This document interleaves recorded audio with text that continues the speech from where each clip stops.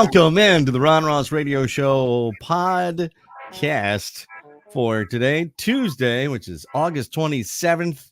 What? And if you're catching us live on Facebook and on our YouTube page, thank you so much for hanging out with us. I'm Ron, that guy over there, and I'm pointing to my left, your right. Would be John Yaglinski, who's our executive producer and our partner in crime. It just does everything that is everything here on the podcast. And he mentioned something very just before we went on. It's like, we really should get better about the posting that we're going to be going live. And I realize now, I think I have social media burnout. I think I'm completely fried when it comes to social media. And I know my presence is on social media, and I really should attend to it much more than I usually do. But I don't know. I mean, I just recently, I was on Threads a couple of days ago, and the post was, I forgot I had Threads. What do I say here now? Which comes off of Instagram. I think pretty much everyone has forgotten about Threads, but okay. But everybody's posting. I'm getting notifications that everybody's posting on Threads. Huh. And then Instagram, and I'm really bad at my Instagram, and I have two. I have my personal one, and then I have my professional one, and I have two profiles here on Facebook, personal and professional. Same. I only have one on X, thankfully. I have no TikTok. I have no Snapchat. None of that.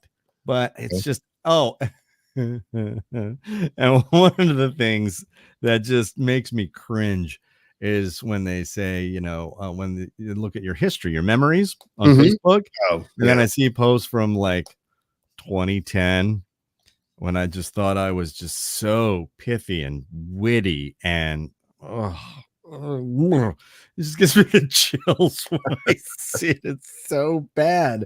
It's just bad. It's plain bad. It's bad is what it is. And I'm now taken to not really. I don't post that much anymore. I posted, which actually this takes me right into my first subject I wanted to talk about, is that I had jury duty. I think I told you this last week that I might not be here, but I'm here because I was not picked. Let me just give you the headlines instead of burying it. But I had to show up. It was federal court in downtown Baltimore, like 2 blocks off from the Inner Harbor. If you know anything about Baltimore, you have the Chesapeake Bay, and there's this whole area, which actually where all the fishermen boats and all that stuff would pull up and give their wares, go take it to the fish market in downtown Baltimore. My dad had a stall. My grandfather, my dad's dad, had a stall in the fish market, which is a big long building, and then you'd have a section that could be yours in Ross's Fish Market. And in downtown Baltimore near Hine. Baltimore. I think I've told you that story. That my grandfather's name, August Ross, Augie. He was Augie. I love that name. Yeah. What, August? That's such a legacy name. I love that name too. Yeah, and surprisingly, nobody in our family has been named August or anything like that, or Autumn. But no, none of that. But anyway, downtown Baltimore. I'm at the courthouse. I drove in, and I'm used to. They're like, look, if you live 50 miles or further away from the courthouse, then you can get a hotel and they'll reimburse you, which is great. And they even said later that you probably can make money off of it because the hotels are cheaper than what their per diem is. Oh, right. Allowance for your hotel. So you can actually make money on it. But the thing is, you'd have to pay it out first and then get reimbursed. And I don't have that kind of cash. Used to. I don't anymore. So it was, I'm just going to commute because, according to Google Maps, it was 51 miles door to door from my house in Middletown, Maryland, out to Baltimore, downtown Baltimore, and the U.S. District Courthouse, which is on Lombard Street, because it's Pratt something from the water, Pratt, and then Charles goes east west. I don't know. I don't know Baltimore streets like I know Washington, D.C., ironically, even though I was born in Baltimore. But Right. so I make it down there. I decided because I had to be there at 8:30 in the morning. So that's right in the middle of rush hour. And I'm like, oh, this is going to stink. Inner Baltimore. I'd have to get on the Beltway, which goes around. I'm gonna have to take 95 up into, and then you take 395 into downtown, and then you have Oriole Park at Camden Yards, the Baltimore Orioles, where they play on the left side, and you have Ravens Stadium, M&T Bank Stadium on the right hand side, and you're threading the needle, and you're downtown Baltimore. And then I'm like, oh, the traffic is just going to be horrendous. So I woke up. I was back into my old morning show hours. I was up at 5 a.m., a little later than I used to get up, and was on the road by 6. In the car on the road by 6. Now, I was doing kind of the reverse commute because from where I am in central Maryland, all of the traffic, or I'm just going to say not all of it, 87.6% of the traffic goes to Washington, D.C.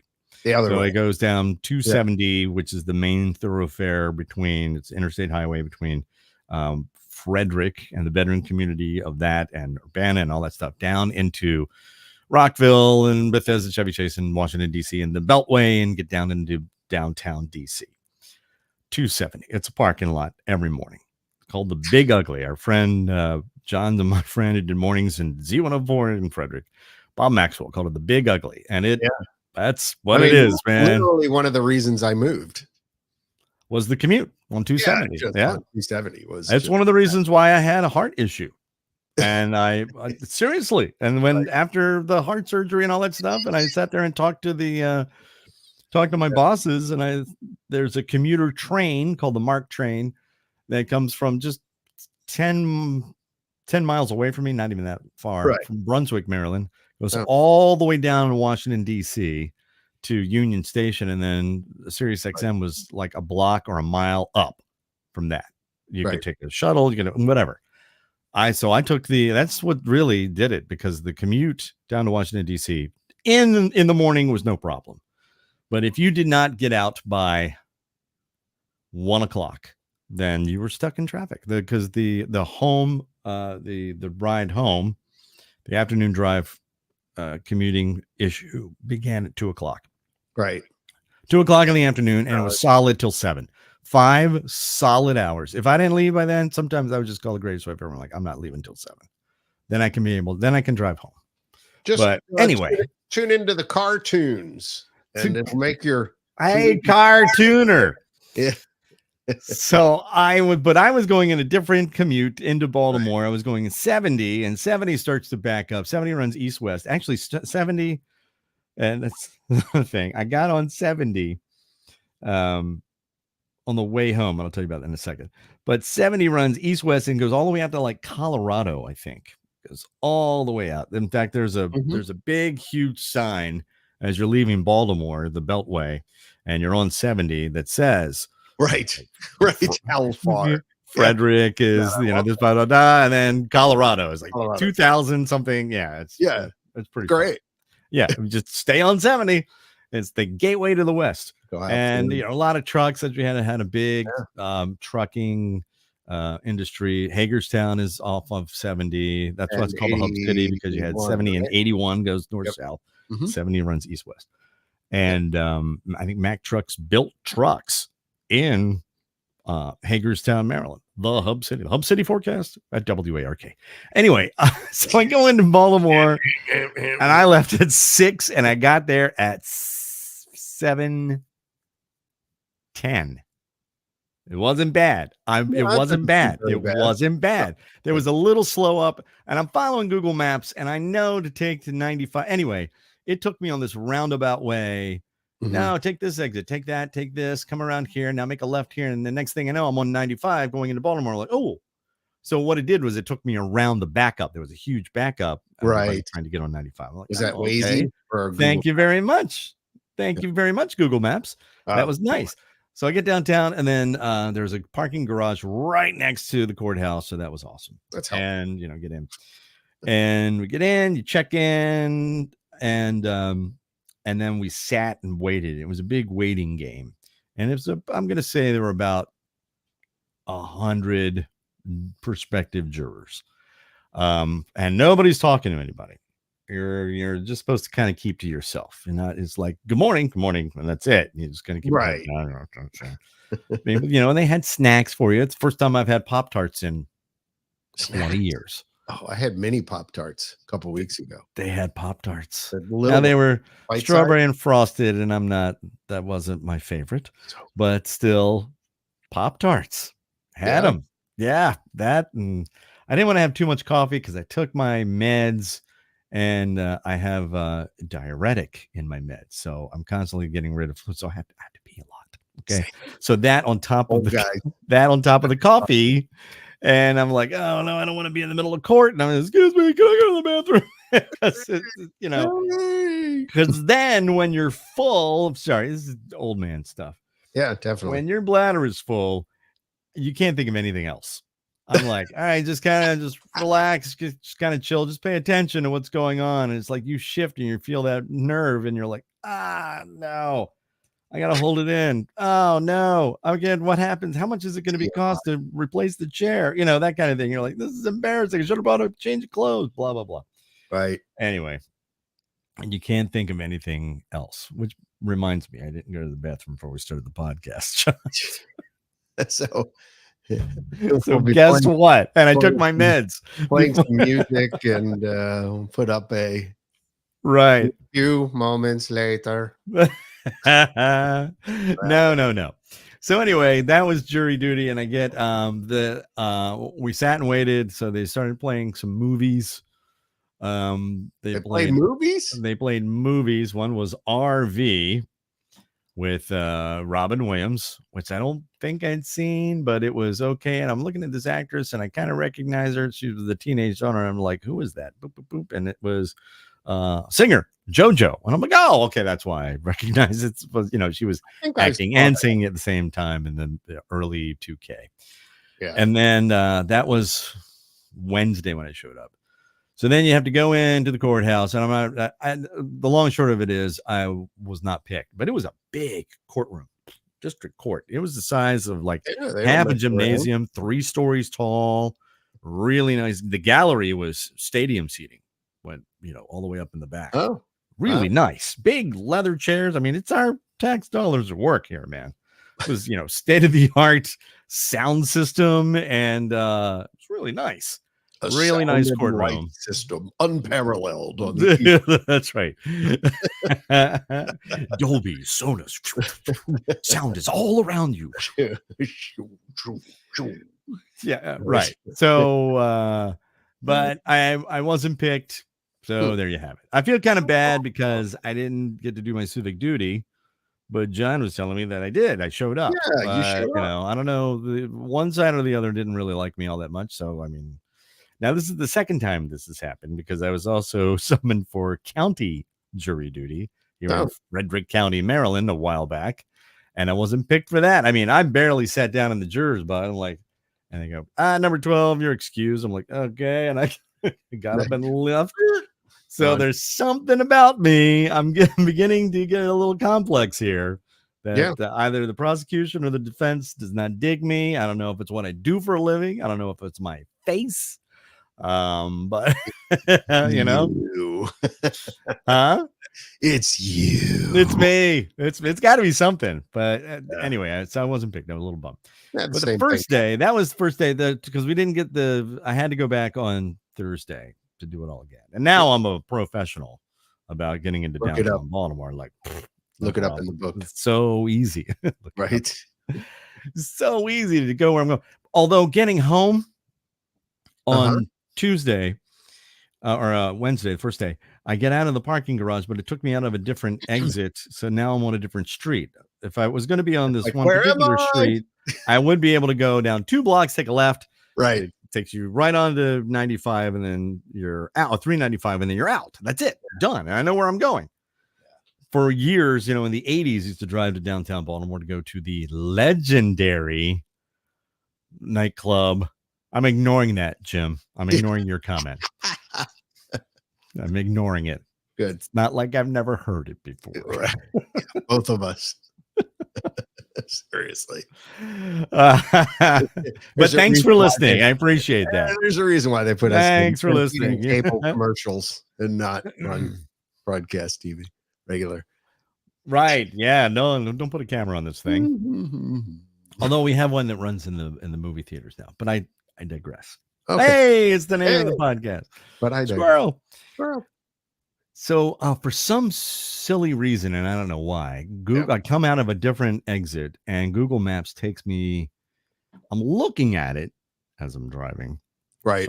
Sorry. Oops. And I'm like, it looks kind of direct. I mean, it's taking me through not so great neighborhoods of where I'm going, and I don't know. And everybody's looking at me like, you're lost. Yeah, you don't or they're like, Google Maps. Yeah, right. I'm driving through, and I get through finally, and it says, and then turn here and go here and get on 70. And so I turn and I make this turn and I make a left, and I realize I'm at the very beginning of Highway 70 that goes all the way out to the Interstate 70 that goes all the way out to Colorado. I'm at the beginning of this road. Oh, right. In the middle of Baltimore. And I'm like, that's so weird. Because then you drive. And then, because if you're on the Beltway, you take an exit to get on the 70. And then, but 70's already existed before you get onto it. Yeah, there's actually a beginning to this highway. Right. I was right there at the end of it. And I'm like, at the end of 70. This is so weird. It was very weird to me. I mean, I know highways have to start and end someplace, and 95 very famously goes all the way down to Key West. Right. Ends in Florida, mile marker 0 or 1 or whatever. And I think it goes all the way up to Maine, right? Doesn't it? 95? I don't think 95 goes all the way to Key West. I think at some point you get off onto US 1 or something. Is it not? No, Route 1. Sorry, Route 1. Not 95. Route 1. Sorry. 95 gets you most of the way there. Most of the way, but then but Route 1 on Route 1, Route 1 goes all the way up. Yeah, so the end is there. This is the famous. Everybody takes a picture at the mile marker. Yeah, right. The buoy. It's a buoy. But yeah, it was at the beginning of 70. It was awesome. It was. I've never. That was like the big feature. Drive to the other end of 70 then. I know. I want to. Hop in a car and go. Let's drive to the end of 70 and see what. And you could do like the podcast. What, John? What are you doing? We need to. Let's do this. Let's do this. You and me and our greatest wives ever. Explore Interstate 70, one end to the other. Let's rent an RV. So does 70 end in Colorado? Is that where it ends? I believe so. Yeah. It doesn't go all the way to California. No, it does not. I don't believe it does. I think it ends in Colorado, if I'm not mistaken. I could be completely mistaken. I'm looking. I didn't realize this though about interstates in the U.S. I don't know if you know this. What's that? Even numbers go east-west. Odd numbers go north and south. Did you know that? I did know that. You did know that. 81, odd number, goes north and south. 95, odd number. I did north and south. 70 goes east-west. I did 70, I know it does go through St. Louis. I do know that. Yeah. And the arch. And are you looking it up? John's looking it up right now on the Google. Yeah, it runs from I-15 near Cove Fort. Why am I having such a hard time with that? I don't know, dude. What are you doing? Fort, Utah. Yep. Okay. So it ends in Utah. To Woodlawn, just outside of Baltimore. Mm-hmm. Yeah. Where it intersects Maryland Route 570. Yes. I was there. Yep. There you go. Anyway. So one of the interesting features I thought, because we were dismissed on the first day to go get lunch. So I'm like, wow, I'm in downtown Baltimore. All right, let's go get some lunch. So I walk outside the courtroom and there's nothing. Crickets. Yeah. I'm like, what the is going on? Literally right next door, there's this ale house. It's a really nice restaurant, and you can tell that it was formerly an inner city downtown Baltimore building that they've converted over into this restaurant. So I'll go in and sit at the bar. And I had some time left and, get a club soda. I said, this is the greatest I've ever. She goes, you were drinking in court? No, I just sat at the bar. I got a club soda. No, I'm not drinking to go back to court. I wasn't having 2 martinis and all right, let's convict this. No, I wasn't doing any of that. But I'm talking to my brother and he's like, hey, get a crab cake. I'm like, all right, I get a crab cake sandwich downtown Baltimore in the Ale House, right? Says market price. Okay. $35. Yeah, that's about right. For a crab cake sandwich. A sandwich. One sandwich. Now, I'm a purist. Was it good though? I'm a purist. Okay. So when it comes to crab cakes, really, right? Because they always make a big fat hairy deal about how there's no breading, there's no filler in their crab cakes. Yeah, everybody does when they make a crab cake in Baltimore, or in Maryland or wherever. Maryland style crab cake, no filler, blah blah blah. You got to have a little bit, but and there it is. Now it's on a bun.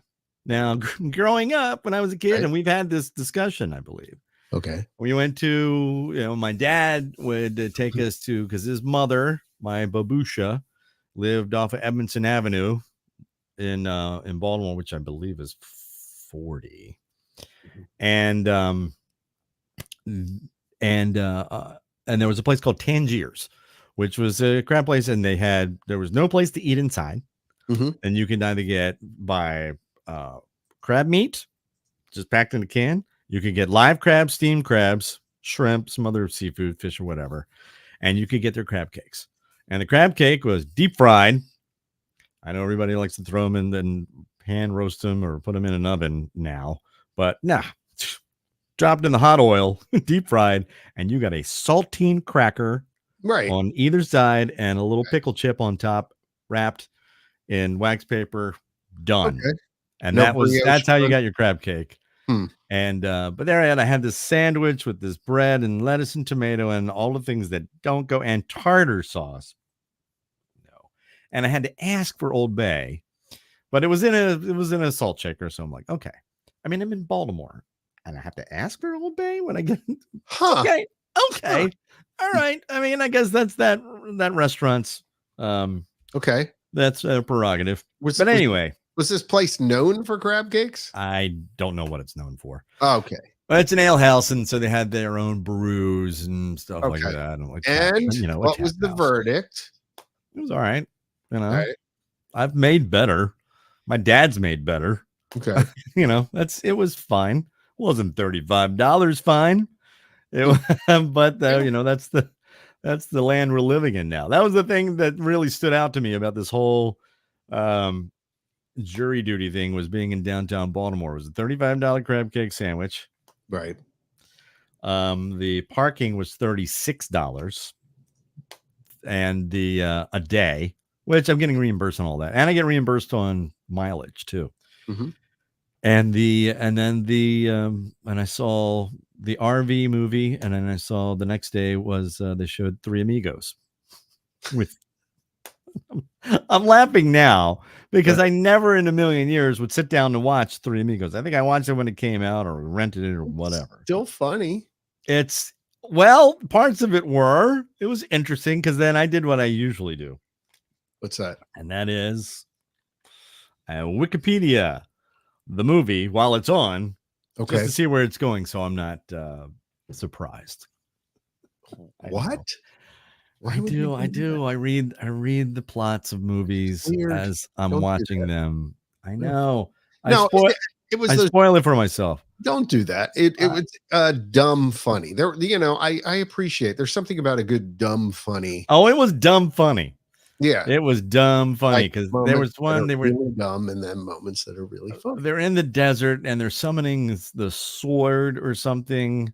You can barely hear it, but they had to say this chant, and that they all made up their own chant because Steve Martin was farful, farful, farful, farful, something like that. It was just dumb, like you said. It was silly comedy, and Chevy Chase had to make up his own, and it was, I hadn't watched Three Amigos in a long, long time, but there you go, the Three Amigos. That was my foray into into jury duty, which I didn't get. Yes. By the way, however, it did lead to another conversation. I'm sorry, John. I didn't mean to cut you no, off. it's You were gonna okay. say? Yeah, I was just going to say, Zach says, don't do the I-70 drive. That 70 The through Western Kansas is awful, he says. Well, But now I gotta know why. yeah, I know, right? Zach, tell us why. And Jim says, for historical buffs, Ike Library in Abilene, Kansas is interesting off of I-70. Was that the Eisenhower? I'm guessing. Eisenhower Library? I'm guessing that's what the presidential library, I guess. is, unless IKE stands for something, but I look at this buzz going on here. Yeah, what is going on with the no product? That's what Jim it is. says. Yes, that is it's just fuzz. Okay. Thank you, Jim. We're having a dialogue about I-70 that runs east and west. Right. However, the crab cake discussion led to another discussion with my brother about crab fluffs. Now, there was a thing, and there was a thing at Tangiers. Tangiers later opened up a sit-down restaurant in Eldersburg, Maryland, which is west of Baltimore. Right. And they served a crab fluff, and that was my dad's favorite. So I looked it up. A crab fluff. Basically, it's the crab cake batter. Okay. And then it's kind of a pancake. You drop it in, you make a ball out of it, and you drop it into this pancake batter, which has got Old Bay in it and some other seasonings.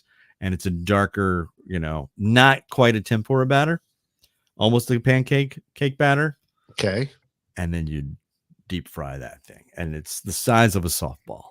And it's ridiculous. It's so good.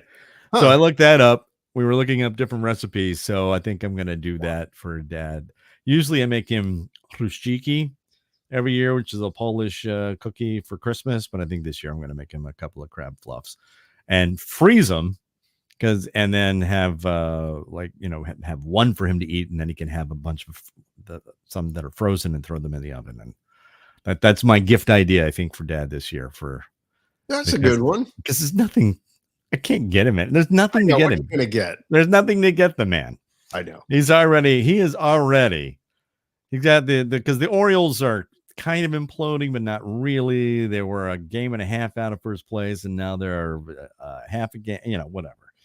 Games that they're losing, they wind up winning, and then games you want them to win, they wind up losing. And I've kind of checked out of the Orioles in following them every day and living and dying by how they're doing getting to the playoffs. And then the Ravens are ramping up, and then the Ravens are getting just decimated in the preseason. So I'm going to try not to pay attention to that. I don't know if I'm going to hitch my wagon to the Ravens again. I'm not a fair weather fan. I would love to watch I like watching football. I like watching the Ravens. I haven't really gotten on board with University of Maryland football. I don't know. Does your greatest wife ever? Does she follow Maryland, University of Maryland? So she's a Terp. No. The only time we actually followed Maryland was when our kids were young. We had season tickets to Maryland football, and the reason why we had tickets to we did for about 4 years. We had season tickets to football, which was fun. Had a lot of great memories. Yeah, the fun games. But the reason why we had football tickets is because I really wanted basketball tickets. And so if you were supposedly a football season ticket holder, you got higher up on the list, the waiting list to get basketball. In 4 years, never got a single ticket. Nope.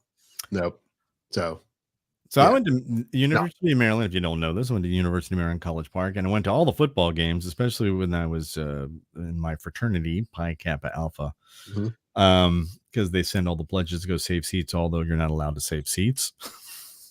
We're like, but you're not allowed to save seats. And I'm like, you better have some seats saved for us. So I'm like, okay, bye. You saw all these pledges saving seats where you're not supposed to be saving seats. Sure. And then the brothers would show up at the end. When I went to all those, the football game, did not go to a single Maryland basketball game. Not one. When I was a student there, and I could have gotten student tickets easily, no problem. Yeah, anyway. You want to on that note, when I went to the University of Dayton, which is huge basketball school. Yes. Ask me if I went to a basketball game. Did you go to a basketball game, No, John, at University of Dayton? I didn't. I was Not working, a one. Yeah. I was working radio on weekends, and typically when I worked, conflicted with being able to go to the games. Plus, they stunk when I went there. Honestly, they were horrible. Like it was the dark years of Dayton basketball. So I just realized I didn't put that on. Is that September? What is that? What are we doing? Yeah, it's September. I September. didn't realize I didn't put it on the docket to talk about. This is the week. What? This week? Actually, it was last weekend. What? My 40th anniversary in radio. Oh, It was my very first job. I ran a Baltimore Orioles game on 1490 WARK Hagerstown. And yeah, that was so 40th anniversary of being in radio was last week. What year was that? I thought I was going to make a big fat hairy deal out of it, but What year was that again? It was 84. 84. Okay. I didn't go on the air until 85. 84. Yeah, I was in college. I was at Maryland Mm-hmm. and cold called to a bunch of, I think I've told this story before, but I'm sure I have. I'll truncate it. But on the advice of on the advice of my dad, I cold called to a bunch of places and asked to sweep up the floors. Dad said, "Why don't you call him ask if you can sweep up the floors?" I literally did. Literally said, "Hey, can I sweep up the floors there?" And they had nothing going on. Yep. Thank you, IVK every day. I appreciate that. They just posted up something on Facebook, said, "Happy 40 radio years." Yep. They're on YouTube. They're on YouTube. Gosh, I'm sorry. You're right. They are on YouTube. Thank you very much. Yeah. For that comment. Yeah. And I called and got talked to a bunch of radio stations. Nobody had anything. One of the ones here in Frederick, which was the big top 40, which was Z104. Right. Talked to the program director, who was Kemosabe Joe, the morning guy. Right. And he said, no, we don't have anything. And I wound up working with him years later on Christmas Cash for Kids. And now we're friends, which is he still around? Yeah, man. Kemosabe Joe, he's still, you know what? I think, where does he live? He lives on the Eastern Shore, I think. But they brought him back. He's doing mornings on WTHU Thurmont, which is an oldies. So he's doing it from his house, and I think so. But it's the same Kemosabe Joe show. Same exact. Yeah, it's fantastic. You can listen to it online, WTHU. I don't know what the I can the dial position is, but you can find it. Slamming oldies, and he's doing the same. Great jokes. It's the same Kemosabe Joe. Good morning, Kemosabe. So nothing there. And then I saved the best for last, which was a radio station 107X, Marks the Rock in Hagerstown, Maryland, which we talked about last week during radio. And long story short, I had a couple of contacts with them. I talked to their program director. They didn't have anything going on. And then I later ran into their midday jock, Bill O'Brien, at a nightclub in Frederick called the Rabbit's Foot. And he was wearing a KISS t-shirt from a concert that I had been to in Baltimore, the Baltimore Civic Center, which was half empty. And I said, hey, I think you and I were the only ones there. He goes, well, come on, man, what are you talking about? It was a great show. And so then we got to talking and realized who he was. I threw everything I had at him. Anyway, so I got called and I did a demo I got a call on Monday, a demo on Tuesday. And Wednesday, they said they'll give me a call by the end of the week, and I couldn't stand it anymore. And so Wednesday I called them. Couldn't stand the tension. Wait. And I put them on the spot. And I talked to Veronica, who was the afternoon drive, and she also was like the APD. And she said, I think we'll give you a whirl. And that's how my radio career started 40 years ago last weekend. And it was a Baltimore Orioles and California Angels game. Thank you. Polite golf clap. Thank you very much.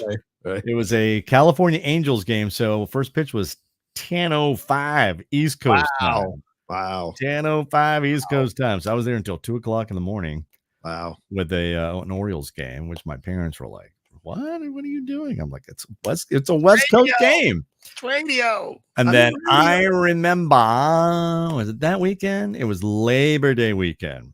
Yeah. The next weekend, I'm doing another Orioles game, a bunch of games on the weekends. Mm-hmm.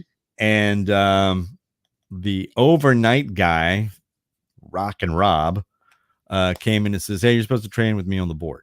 Now, I didn't get any assignment from anybody else. I had no idea what he was talking about. I didn't know what he meant by a board.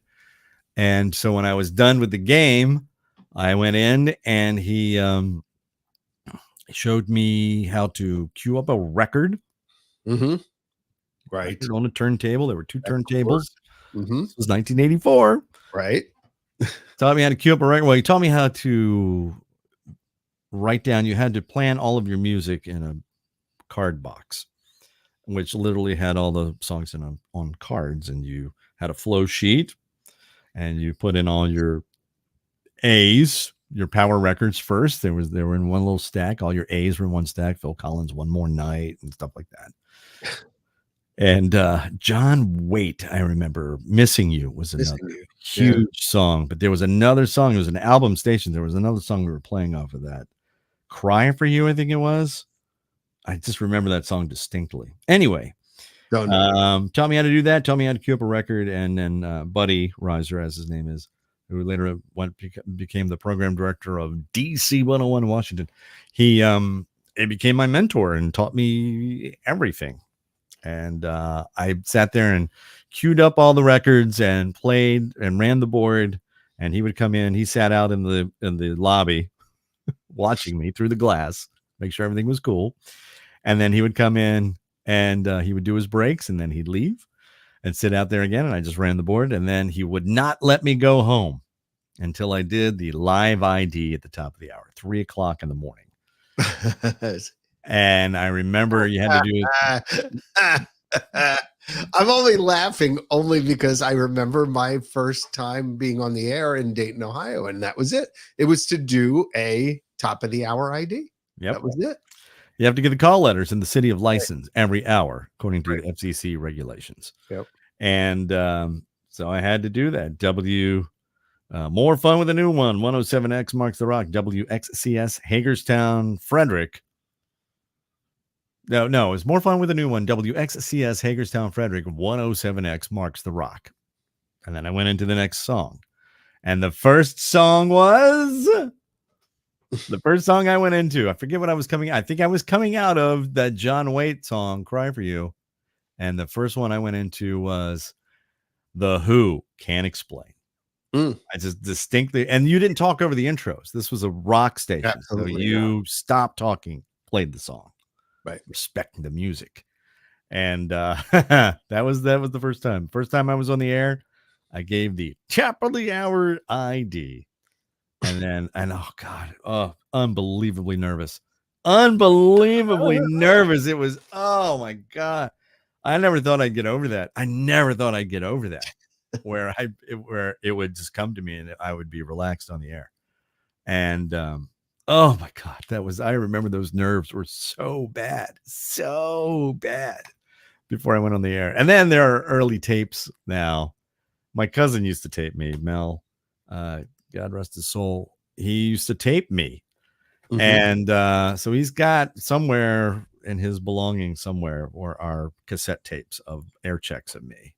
Because I didn't tape the first couple of shows because it was just But I remember I still had a Maryland accent, so it was the 107X marks the rock. Oh, good Lord.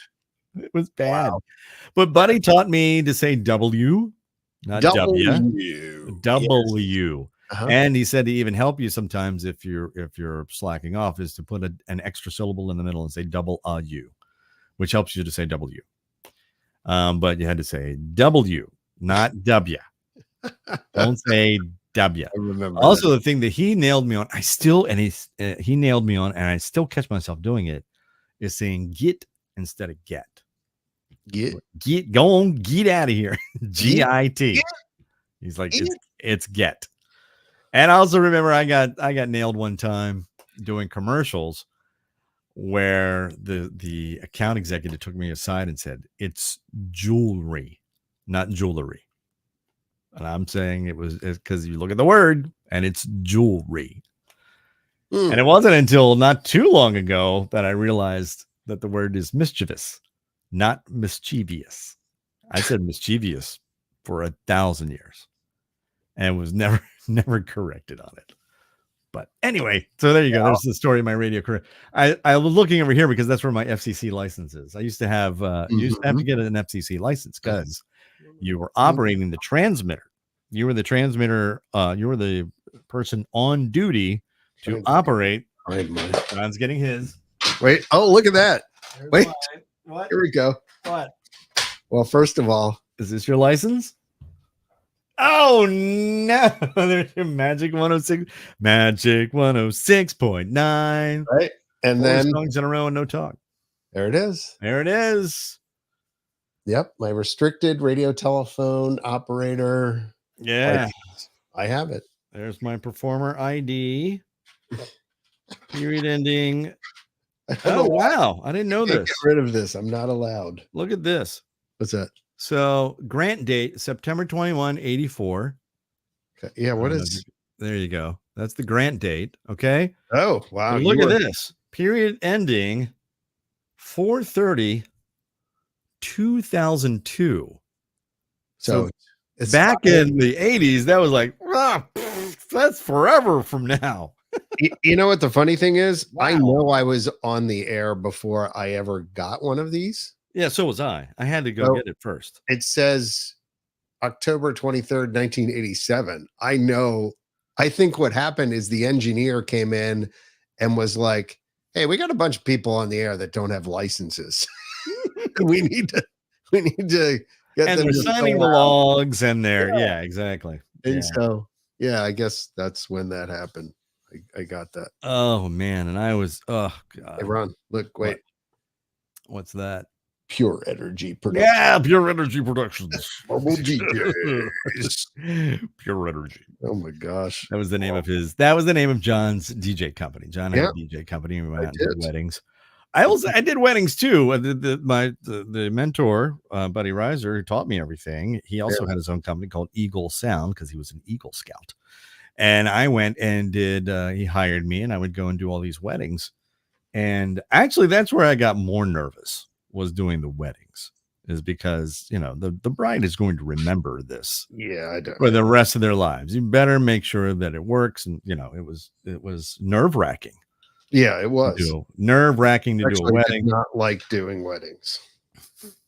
No, honestly, no. And then when you finally got a dance floor full, then you're like, whew. But it only lasted for like a minute because it's like, well, I got to keep them. How do I keep them? What's the next song? It was just, it's not good. Yeah, no. And I never really had a playlist that was already pulled. I always just went by instinct and like, well, if this works, then this will work. Right. Because if the classic rock got them out on the floor, honky tonk women or whatever, then it's, CCR should keep them out of it. Proud Mary for some reason. Here's Credence. Proud Mary. I don't know what it is. Rolling on the river. People are out there. Yeah. Yeah. They were out. And of course, Freebird was a big one. Or Give Me 3 Steps, actually. If you're doing a redneck wedding. I did everything. I did everything from the a 3-star hotel, wearing a tux and all that. Yeah. Yeah. To it was in Funkstown, Maryland at the fire hall where the bride literally pulled the keg out in the middle of the dance floor and they all danced around the keg. Oh geez. And again, that was I could do no wrong. That was I could put anything on as long as it was Marshall Tucker Band or Little Feat or Skinner or whatever. That's I fun. could do no wrong. Stones, you could do some Stones. But that was awesome. No dance songs. It was all classic rock. But they had the best time of their lives. They were very, very, very excited. So, anyway, there you go. Radio memories. So Nice. yeah, 40 years. I thought, I was gonna make a bigger deal out of it than I did, but I haven't, because we've just been, the jury duty kind of took things away, and now we have Labor Day weekend coming this weekend, and actually we're getting away. We're going back to downtown Baltimore, and it's funny. We just got word this morning the VRBO that we got with a bunch of other families, a bunch of other couples. Yeah. They said, yeah, the owner is selling the building, selling the house on Saturday, so you got to be out by Saturday morning. But we had it through Monday. We had it through Labor Day. How did this? So what are you doing? So we got another house, but this time it's, instead of being in Fells Point, now we're over on the Inner Harbor. But yeah, we're doing a whole downtown Baltimore thing there. I'm so excited about it. This is going to be fun. A lot of fun. Yeah. Well, a friend of ours band crashed a limo. Jason. Yeah, they're playing in downtown Baltimore. So we're like, let's make a weekend out of it. Yeah. I noticed that the pumpkin spice lattes are back. I haven't broken the seal yet, but I've run across some of those memories, those cringe memories. Yeah. But in there was one from yesterday where I had a pumpkin spice latte from somewhere, Dunkin' Donuts. And here's what cracks me up. And you were there with me, because you're like, yep, I've already had one, because I know you like them as well. Yeah. And you said in the comment section. But here's the thing that I just don't get. What's that? People take it so personally. Oh, yeah. And are very upset too early. No, never. Blah, blah. Show a little vomit. Why emoji. Why did it care? Why do you matter? Why rain on somebody else's parade? Well, it's the same. It goes along with the when they find out what I do for a living. What do you do? I'm a radio DJ. Where do you work? I don't listen to that. I don't listen to that. Yeah. Okay. All right. Thanks. Yep. I know. I mean, quite frankly, I would drink pumpkin spice coffee creamer year round if they sold it. So there you go. I love it. I'm sure that's going to burn somebody's britches. I love it. I have not cracked the seal yet. I'm still, it's going to 98 tomorrow. Yeah. So I'm still trying to enjoy the last vestiges of summer and August around here although we do have one air freshener, one of these little, plugins that's got the little pumpkin spices going. Okay. It's so nice. I love it. I love it. I love it. I love that time of year. I just do. I love my summer. I had a great summer. It's been very, very hot. Right. And I've got some swimming in, and I've done all the summer things, cookouts and eating hot dogs and all that stuff. We went camping in the beginning of Memorial Day weekend. So yeah, I've enjoyed my summer, but I'm ready for fall. However, with that, the greatest wife ever has been, this is her busy season. It's great. She's retired now. She was a full-time florist, and she did all these other things in addition to her full-time job, which I don't know how she did. Right. I do not know how she did it, but now she's become the chair. She's the chair of the Middletown Heritage Festival. So that's a big street festival, close off the street, and there's a parade, and she's coordinating all of that, and the vendors, and the this and that, placing all the vendors and interacting with lovers. All right, so that's on her plate. Yeah. And then we've already started the ball rolling on a charity that we've been involved with for 30 some odd years.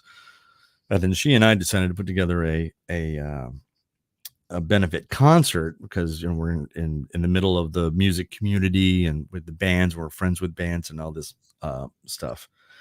And I'm in a band, and so Christmas bash for kids, and then we give all the proceeds to Christmas Cash for Kids, go buy toys for kids for Christmas. Very simple, very easy. But now we're having an organizational meeting, and but the bands at first, it was like, trying to get bands to do this for free, because that's the thing. She will not pay for anything. It's 100% of the proceeds. Right. 100%, not 98, not less tax. It's 100% of the proceeds goes. And so she makes sure that everything she gets is either sponsored or for free. And so we're in the middle of all of that now, doing a bunch of meetings and trying to get that up and running. But now the bands are all coming to us because they all want to play. And it's the holiday party. It's the one. It kind of kicks off the season. It's before Thanksgiving. And, so she's up to her eyeballs in that. And then after that's all done, then she's the head toy shopper for Christmas Cash for Kids. She literally takes I think I've talked about this before. She has an Excel spreadsheet with a breakout from the Salvation Army about all the kids and ages and so on, sexes and ages, and then goes and literally hand picks the toys. She's got her army of volunteers that help her out, and they've got it down to science now. She's got spreadsheets, and she taught herself Excel, herself how to do it so she could do this and organize it. Okay. She doesn't like working the remote. And every time she wants hands in the air, here, you do it. I'm like, honey, Excel. Okay. I don't know how to do it. You taught yourself. But that's going to be happening. But then thrown on top of all of this is I threw a curveball because I wasn't going to do anything. And because my 60th birthday is in September, September 8th. 7th is a Saturday. So we threw a big party for her birthday. And now she's like, well, what do you want to do? And I'm like, you know what? I want to do a Beatles birthday mania costume party. Because Beatles came over to the U.S. in 1964. I was born in 64. There's the correlation. I love the Beatles. So now she's just been up to her eyeballs, and we're going to have a scavenger hunt with all around the house, references to songs, song titles. It could be a lyric, whatever. I can't say, I'll take so many pictures. You'll see all these pictures, but it's not like, oh, we're going to have a few things. No. This woman has done so much research as she has done. I got to show her. I'll tell you about her costume after it's done. I don't want to spoil it for anybody. And my costume too. I've got a great costume that's coming. But so that is on top of everything. And that happens first. So she's been apologizing to me. And I'm like, stop apologizing. She's making decorations. She's literally sewing decorations and making them like the glove from Yellow Submarine. Right. Yeah. So the glove.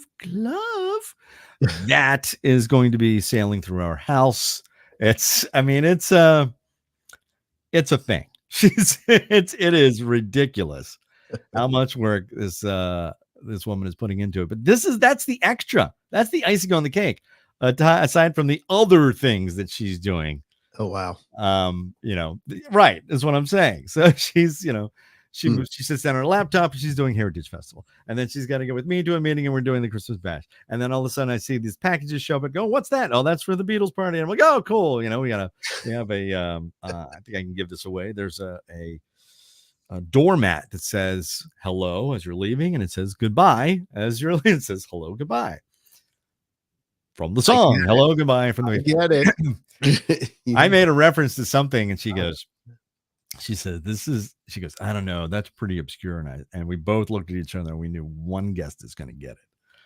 I won't tell you who it is, but I'll tell you after the party because we both went, oh, that person will definitely get it because it is deep. I'm doing some deep dives too. Okay. Some of the songs and song references throughout the play. Oh my goodness. Yeah. We got to get going. I haven't even asked the question of the day.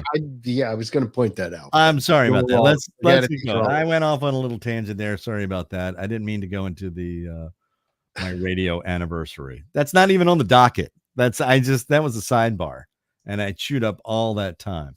Wow. All right, here we go. It's time to get the gray matter working. Fire all the synapses, engage for the low form new neural networks. Utilize the cerebrum, as Pooh says. It's time to. Think. Dang, it's the dun. Question of the day for pride, not prize. Are you ready? Here we go. We're all ready. Labor Day is this weekend. International Workers' Day takes place on May 1st. because the 1885 convention of the American Federation of Labor passed a resolution calling for the adoption of this standardization, which became effective. Sorry, I typed that incorrectly. May 1st, 1886. What is this basic feature of working? It was a resolution that was passed. All right. Labor Day this weekend, the International Workers' Day, takes place on May 1st because the 1885 convention of the American Federation of Labor passed a resolution calling for the adoption of this standardization that became effective May 1st, 1886. What is this basic feature of working that is standard now that we all accept? All right. Put your answers in the comment section. And good luck. John, do you know it? Do you know the answer? I think I do. Yeah. Yeah? You want to put it in the comment section? No, I don't need to because a couple of people have already put what I was thinking. Oh, all right. We already have an answer? All right. Very good. Yep. I gotta remember to put this back because I'm gonna lose this. It's in. I have my little treasure box that I put mine in. Ding, ding. Boom, boom. By the way, I also found my DB Black card. Whoa! What's that? I know, right? Wow! Dunkin' Donuts Black card. Nice. I sent that by Dunkin' Donuts at one point.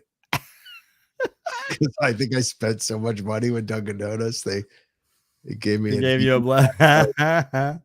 Which I use it sometimes. People have no idea what it is, but that currently work at Dunkin' Donuts. Yeah, they're like, "What is that? I've never seen one of those. I've never seen that. That was why it's from cool. Back in the day. Back in the day, like apparently there's like a Starbucks black card somewhere too. The Onks card, just like with. Well, you could get a lifetime. At one time, you could get a lifetime subscription to XM. I don't know if it's still effective. Oh, really? Yeah, you paid one lump sum, and that's it. You were done. I seem to remember that too. Yeah, way. That was before the way back in the day. Okay, here it is again. Labor Day is this weekend, but International Workers' Day takes place on May 1st because the 1885 convention of the American Federation of Labor passed a resolution calling for adoption of the standardization that was effective May 1st, 1886. What is this basic feature of working? Let's look at our answers. First one through, coming from Jim Boy. The 40-hour work week. You're close, but that is not it. Oh, sorry. Susan said 40-hour work week. No, sorry, that's our answers, right? So, that is? Yeah, that's it. It's close. It's related. Really? Yeah. How about a 8-hour workday? There it is. That's it. 8-hour workday. There it is. 8-hour workday. Yeah. Okay. Did I win? Do I get? Oh no, Jim got it. Jim got it. Pride, not pride. You don't get pride. No. Can I not share it with you? You win nothing. What? Okay. Yes, absolutely. You can have some pride if you'd like. Take that with you. Jim, will you share it with me? All right. You guys. Well, here's the thing about the pride with the for this question is you have to punch in to get your pride, and then you can punch out. You can only take it 8 hours at a time, but you get an hour for lunch. So basically, it's a 9-hour workday. That's true. Actually, in DC, we work 7.5 hours with a half-hour workday or a half-hour lunch. Never. I had legal working hours in DC. Oh yeah. Mm-hmm. I never had to punch a clock. I mean, I always worked weird hours, overnight and, it's midnight to 6 a.m. I had to show up an hour early. Union.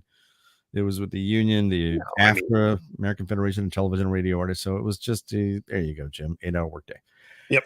And I've never done that. Even when I worked in restaurants, it was always, 5 till close.